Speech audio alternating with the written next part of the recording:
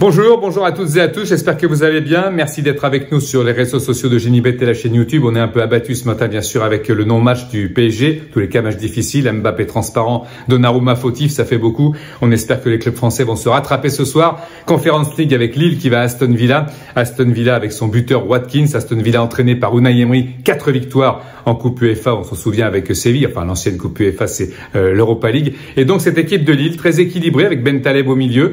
7 matchs sans défaite, première campagne européenne pour Lille. Ça fait 26 ans du côté des Villains que Aston Villa n'a pas joué la Coupe d'Europe. Ça va être à mon avis équilibré. C'est pour ça que je vais jouer le match nul. La cote est à 3,85. Et puis je vous ai parlé de Watkins. Ce buteur, 18 buts depuis le début de la saison. Watkins, buteur ce soir. Pour moi, c'est inévitable avec la poussée d'Aston Villa. C'est une cote à 2,20. À force de pousser, quelqu'un va craquer, une faute défensive. Allez, un penalty au moins marqué par l'une des deux équipes. La cote est à 2,90. Voilà pour ce Aston Villa contre Lille.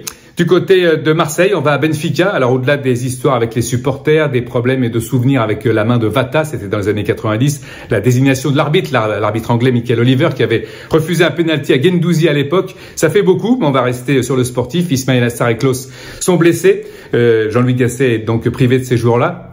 Benfica, c'est deuxième du championnat, c'est une histoire bien sûr. Benfica avec énormément de joueurs de talent, mais Marseille peut à mon sens accrocher le match nul avec une cote à 3,65. Invincibilité malgré tout de Benfica à domicile en Coupe d'Europe depuis 30 matchs. La dernière défaite, c'était en 2008. Aubameyang qui avait raté un penalty avec Dortmund là-bas, mais qui avait marqué un triplé avec Dortmund toujours à Dortmund contre Benfica, va être motivé. Il va marquer ce soir, c'est ma cote à 2,60. Et puis, tellement de folie dans ce match, je vois bien les deux équipes marquées. La cote est à 1,53. Là aussi, ça peut être très intéressant pour une équipe de Marseille qui reste sur une série malgré tout de 4 défaites consécutives. Passez une belle journée, bon pari. Faites attention de bien cocher les bonnes cases. On espère de vous retrouver avec encore une fois le sourire. Un peu plus même de sourire la semaine prochaine. Passez une belle journée sur les réseaux sociaux de Génibet et sur la chaîne YouTube. N'oubliez pas que les jeux d'argent sont interdits aux mineurs.